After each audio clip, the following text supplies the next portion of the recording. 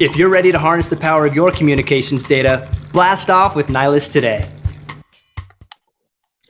Hello and welcome to another episode of Coding with Nylas, the live stream where we talk about programming, APIs, and more. My name is Blag, Senior Developer Advocate.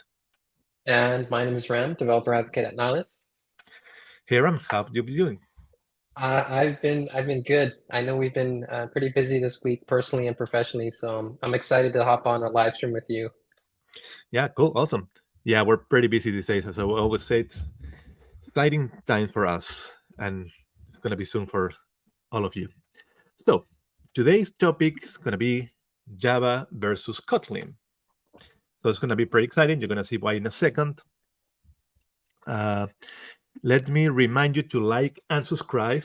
Click on the little bell to get notified, subscribe, and also like our videos. The more likes we have, the more videos we can create, the more subscribers we got, the better. So like and subscribe.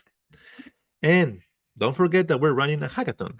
So just go to nylas.devpost.com, create your devpost account, and then you're going to have instructions so that you can go to Nylas and create your free Nylas user that you can use for the hackathon. Just remember that the deadline is October 2nd, 2023 at 6 p.m. EDT. So we still have like 40 days, but that's fine. But just go there, subscribe, create your account, and start building with Nylas. So what I'm going to do is have a little presentation that we're going to display, which is called Java versus Kotlin. So it's just going to be kind of like a little bit of overview. So first, in Java, primitive types are not objects. In Kotlin, they are indeed objects. In Java, compilation time is fast, although in Kotlin is a little bit slower. The code in Java, let's say we have like 30 lines, that's going to be most likely 15 lines in Kotlin. So the code gets reduced. Casting needs to be specific, so you need to say that I'm going to transform this into integer or string, whatever. In Kotlin, that happens automatically. So Kotlin is going to be able to determine the type of variable that you need to convert to. Also, Java is more object-oriented, where Kotlin, it's kind of like a mix between object-oriented and functional programming. In Java, threads are very complex, and in Kotlin, it gets simpler because it uses coroutines. So that gets better. Overall, kind of like the learning experience, I think Kotlin makes things way easier. So it's easier to learn than Java. And you don't have to use that many libraries. Also, for example, this is how you would do a hello world in Java. So public class, hello world example, public static void main string args system outprint hello world. It's kind of long, right? For just a simple hello world. In Kotlin, that would be function main, args array, and println hello world. So you can already see that it's way shorter and way simpler and easier to remember. In Java, to declare a null variable, we just can say like string name null. And then here on the print, it's going to say that name length is 0 because it's null.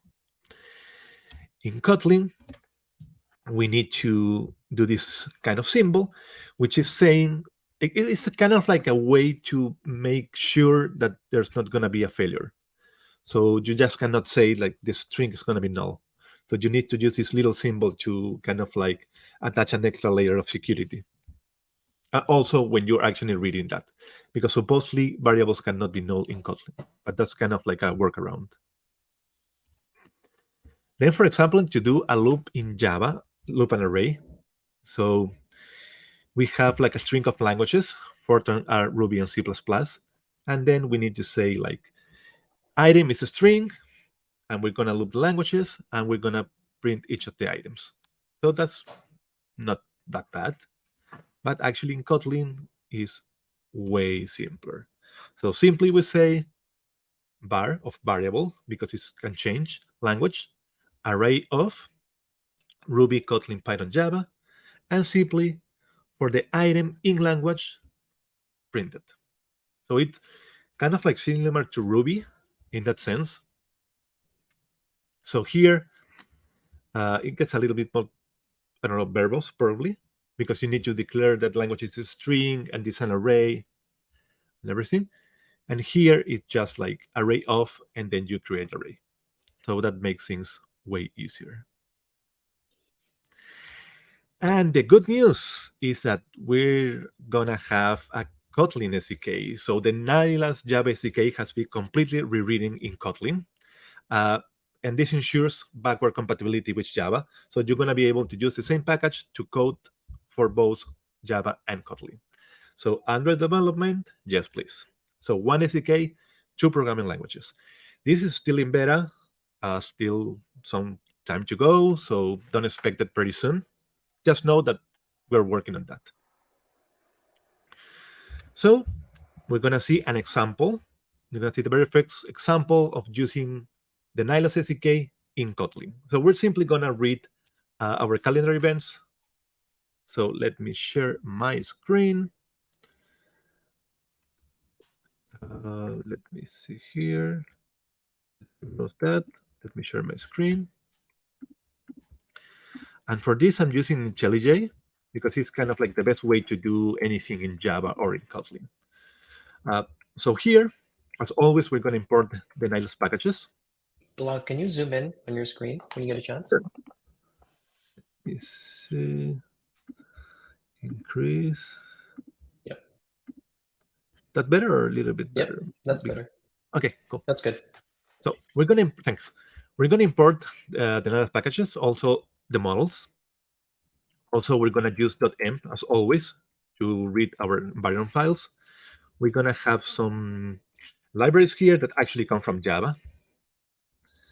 So we're going to here on our main function, we're going to load our environment variable. We're going to initialize our Nylas client, and you can see that here it's already different. So we have our access token and our base URL. We're right now not using client and secret as before. So that's kind of like a little bit smaller. So we're going to get today's date. And we're going to start. So it's here's 12, but because of the time zone, it's going to be actually 8 in the morning. And we're going to go out to 5 p.m. So we're going to create an event query. Here we're going to pass our calendar ID, which is actually going to be our email, which is nicer. So we don't need to actually look for a number like before. This is going to be our email. So here we're going to define the start and the end date because they need to be a string of epoch. And then we're going to create this, which is going to see, grab all the events that I have on my calendar. So Nylas events, we're going to list that. And as the query parameters, we're going to pass this event query, which is the start and the end date. Once we have that, we can simply go into our events and do a loop. For event in my events, we want to print the ID, we want to print the title, and we also want to know if the event happens for like the whole day or it's just an event that is going to start and end. So if it's a date span, we're going to say that it lasts for the whole day. If it's a time span, we know that there's a start and an end date. So that way it's not going to crash. And also we want to print the participants. For this, we simply go into the event, we grab the participants, and we simply loop them. So we print the name, we print the email, and imprint the status, if they agreed or not to join our meeting. So that's it, only 65 lines of code. I'm gonna build this. I'm gonna run it. Yeah, the syntax reminds me of TypeScript and JavaScript. Yeah. Very similar. And what happened? Okay, that's always the weird thing. I always test these kind of things. There's always an error. Okay. The joys of live demos. Yeah. I can see I can fix that pretty quick. Let me see if I can just jump on it for a second, and then we can continue should be this here. Yeah, the syntax, as you can see, is different, and it's way easier, at least for me, than Java. That's for sure.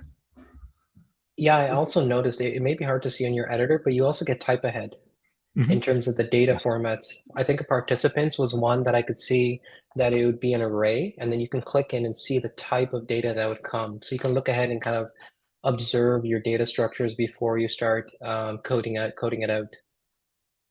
Yeah, exactly. So let me try this one more time. And I can sort of test it before the live stream, but it's tricky. Okay, this one should be it. Shouldn't take too long. And while I'm doing this, let me tell you guys that we actually have our very first guest on the show. So that's awesome. So I think we can introduce him while I'm doing this, so we don't lose much time. See. We have today Mr. Mostafa Rashid, Senior Software Engineer. So let's invite him to the show while I'm trying to fix the example. Hey, Mus, how are you? Hey, everybody. How are you? Doing fine. Thanks for being our very first guest. That's so amazing. Yeah, no worries. Thank you for having me. Yeah. So can you tell us about your experience? I mean, you're being migrating the Java SDK into Kotlin. So how was your experience? Like any roadblocks, or you feel like has been an easier task, or? Yeah, for sure. So honestly, the experience was pretty good. I tried to do this many years ago when Kotlin was still new, like for a project for school, and it definitely has improved a lot. The interoperability has been like really seamless. There's a lot of like annotations that allows you to kind of really like hammer down the Java compatibility on Kotlin. And so, yeah, like, and honestly, like I've been a Java developer, like I've developed in Java for a very long time, for I think 10 years now. So like, I've had a lot of experiences with Java, and Kotlin is just so much more seamless. And it's more modern. Like it to me, it does, just from a pure like writing code point of view, like it does for me. What it does is it just enhances a lot of things that, and you kind of went through it in your slides, like a lot of things that are built into Java that are kind of like older now. It hasn't kept up with a lot of the modern languages. I think Kotlin does a good job with supplementing that. So. Oh, nice. Yeah, I think I discovered Kotlin around 2015, I think, when it wasn't kind of like the language for Android. And I find it pretty cool. I mean, there's a lot of languages that run on the Java virtual machine, like Clojure and Scala, things like that. But I think Kotlin is the one that makes it like the more friendly, the more easier to do things. So that's pretty cool. And actually, when you use IntelliJ, it's pretty funny because you can actually grab a piece of Java code, you paste it, and it transforms it into Kotlin. Yeah, for sure. Something that I realized by mistake. Yeah, it's really good. It's really great. And me personally, I'm a fan of JetBrains products. So like when they introduced Kotlin, like it's not a surprise to me that their IDEs really handled it very well as well. But it's been very helpful and handy that we definitely used it in parts of the SDK. Not everything, because when you have more complex logic, it's just it can only do so much. But for a lot of the more straightforward tasks, it was able to kind of really cut down on the development time. Yeah, that's right. So as I said, there's going to be kind of like a backward compatibility, so you can use the same package for both Kotlin and Java, right? So there's not going to be any blockers or any problems. Yeah, that's correct. We will be changing the name of the package though, to just fall in line with like other SDKs. So like other major like popular SDKs, they don't signify the language in the SDK name. So currently, if you see the actual artifact ID, it's currently that's live. It's Nylas-Java-SDK. Whereas most companies, they have just their company name. And even if you look at our rest of our SDKs, if you look on npm, it's just Nylas. If you look at PyPy, it's just Nylas. If you look at Ruby Gems, it's just Nylas. But Java's the odd one out. And it's kind of like, because of this change, out of all the SDKs, this is the worst one to have that naming thing, because now we're kind of forced to help signify that this is not just Java. We had to drop that name. So we will be continuing from version 2. So right now what's live is version 1 point something. It's like 1.x right now. So for the next release, we will be on 2.0, but 2.0 of it would be com.nihilus.sdk : Nylas. That's it. But like you said, Java projects or Kotlin projects, it doesn't matter. You use the same artifact and it will be idiomatic for both. Cool. Yeah, I've been testing some samples in both languages. I first started with Java, then moved to Kotlin, and it's just the same. It's perfect. It works really nice. So you have any questions, Ram? Oh, I have a lot of questions for Moose, both offline and on the stream. But I was curious. I know we've been talking about mainly Kotlin and Java, and just from your experience as an SDK developer, is there a language that you generally like to work with? All of them have their advantages and disadvantages. I think if we're just talking strictly SDK languages, prior to Kotlin, I would definitely say TypeScript by far. I just and this is a lot of it, I think, has to do with the fact that I've been a Java developer for so long. So I do like things like types. So that's why I can't stand JavaScript, but TypeScript I can do. But the problem and the reason why I chose it over Java is just Java, once again, it's not modern enough. There's a lot of things that are just really annoying about it. But since using Kotlin, I would put Kotlin up there with TypeScript as probably my favorite ones to kind of develop in. Yeah, that makes total sense. I was thinking the type languages are more friendlier as a developer, especially a consumer, where you're like, oh, what am I getting back? How can I work with this information? But yeah, that was really cool to see the Kotlin demo and just how you can kind of see all the type of heads for everything, which is very powerful when working with different SDKs and just learning all the APIs you need to work with and build. Yeah, for sure. It's we're really excited about this product, and we're hoping that the users, when they get their hands on it, would also love it as well. Well, that's awesome. So, let me share my screen because I finished it a couple of minutes ago. So, yeah, I was gonna say we could have asked Moose to help us debug. I'm good at developing, but I can't do what you guys do. I can't do the live stuff. I'll freeze up. So my problem was just authorization problem. I just need to refresh my token, and if I run it, let's see, boom, boom, boom, boom, it should show everything. So come on, I just ran it a second ago. Why is this happening to me? Okay, I'm gonna rerun it. All right, let me just recompile it and run it again.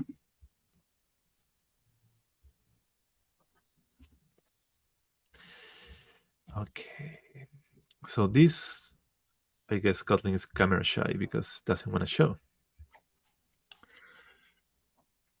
That's so funny.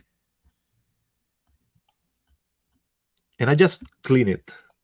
I clean it because I wanted to show it how it's actually working, so people don't think I'm faking it. Okay, here it is. Oh, there we are. Yeah, there's a lot of ones, so that's why probably. But you can see we have the ID, the title, the time of the event is from this date to this date, and is there one that also a full day is gonna be there as well. So I have the participants, the status, and everything. So you can see it's working. So I didn't want to make people think that, oh no, it's not working. So it is working. So let me remind you that we have live streams every Wednesday and Friday at 2 p.m. Eastern Time, 11 a.m. Pacific Time. So anything you would like to add, Ram?